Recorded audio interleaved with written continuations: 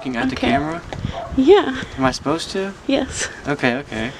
Okay, so I don't know much about the mechanical side of all this bus stuff, so I figured we could start out with you.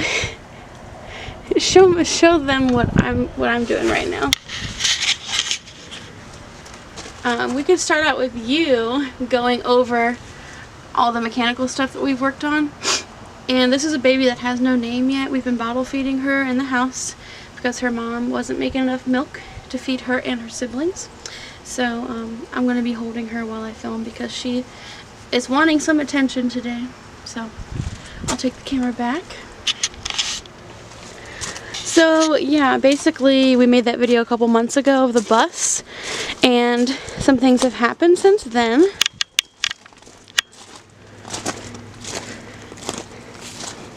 So Jacob wants to start out with the batteries and tell you about what he did.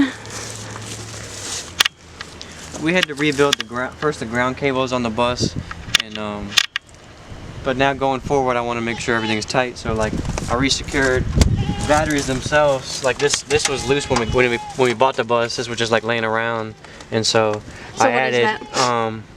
I secured the batteries. Obviously, there's new ground cables and. That's like a bar that goes across. What's that?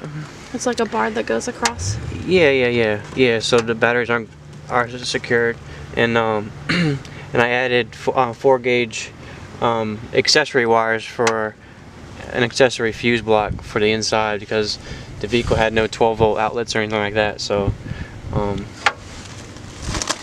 there's that. Then. I don't know if the other video shows the rear heater delete, but we removed the rear heater, and there were 2 coolant lines coming through here, but I used those to run the power wires. I was just talking about power and ground, and plugged the holes, and then what'd you plug them with? The Great Stuff foam fire blocker, and then painted it with a high heat black paint, and filled this one also with the same thing. Because I was complaining my feet were getting cold as anything when I was driving. I mean, it felt like they were in a freezer. So those were a couple of the big main holes. That's it under here. We did, like I say, rebuild the starting and charging on it. So it's got a brand new voltage regulator and wiring harness and starter wire for our start switch. Yeah, that's alright.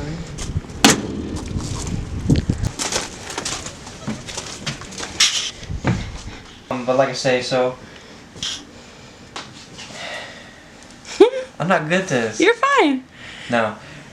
Here we go. We'll start over. It's running, right? Would you have to cut this out? Yeah. Okay. Like I say, we had a long history of starting and charging issues, so I had the alternator rebuilt and put a starter switch here because, like I say, we having problems with it, and I was able to jump the starter, so we just solved that right there. Because we used to have the cord coming through the engine, right? Like. Well, yeah, I ran a quick one, you know, after I figured out, you know, found a fix. I ran one quick. But yeah, so we just had a button laying there for a little while, and it made me a little nervous, so we got it mounted into the dash. Like I say, the accessory fuse block I ran here in a battery cutoff switch, so when it's off, we're not drawing the battery down, we can turn it on, it powers up, and you can also turn on this voltage meter and accessories, and in the back is the head unit and everything. So where'd you buy all this stuff? Mostly Amazon, CarQuest. So what did the speaker box cost to set up everything? Maybe like $150. With the cables and... Oh no, maybe like a little over 200, maybe. Somewhere in there. We just got like the base kind of... Yeah, I mean the head unit itself is only like $50, $57, and the speakers, you know, not too bad, so... So you could definitely go probably higher or lower, depending on how much you care about like sound yeah, I just quality. didn't want to go cheap on like I said, the wires. I use 4-gauge wire coming up, and then 12 going to the accessories. So hopefully that works out. There. So why don't we show them then the bench and the seat belt. So Jacob and I really are not carpenters, or we really don't have any like special teaching with building things. So we built this bench, kind of trial and error, and then figured out how we could drill through the frame of the bus and attach the backside to the actual frame of the bus. And then the front we just drilled into the floor. We also had these seat belts that we got off Amazon that we attached. Why don't you sit down and show them how it looks. It was kind of my idea to make it a little deeper because I thought like we get some comfortable cushions, you know, more like a love seat couch type deal. But you know, you're gonna be sitting like so, but you're gonna be comfy. You're gonna be safe. You know. Okay. So now the only other thing that we really have to show is our rinky-dink little kitchen thing. So this we built with like bargain bin wood that I've had for a while, and the bottom shelf used to be like a dresser top, and the dresser was pretty much junk, but I saved the top because I thought it was a good piece of wood.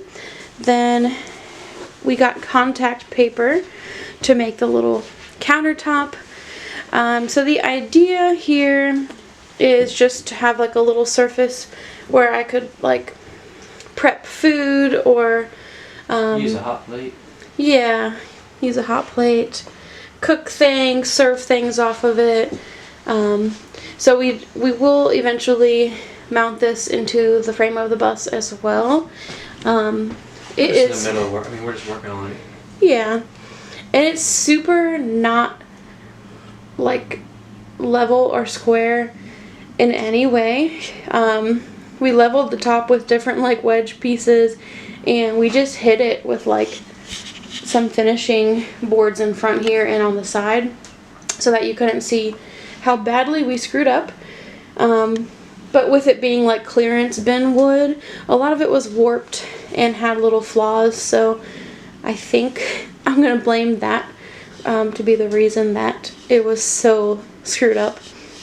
But I just have to finish painting the back legs gray, and I think I'm just gonna leave the bottom piece that wood color, maybe seal it, but the bottom will really just be storage for pans or plates, cups, maybe like a water storage system.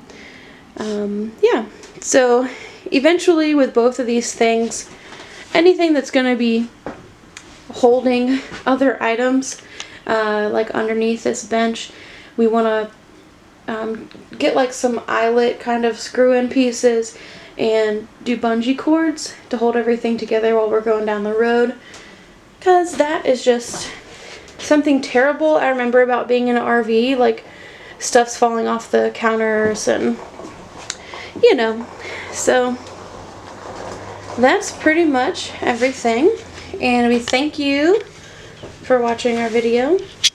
Jacob, you can put the camera back on me for a second. Yep, so we appreciate it, and we will see you in the next one.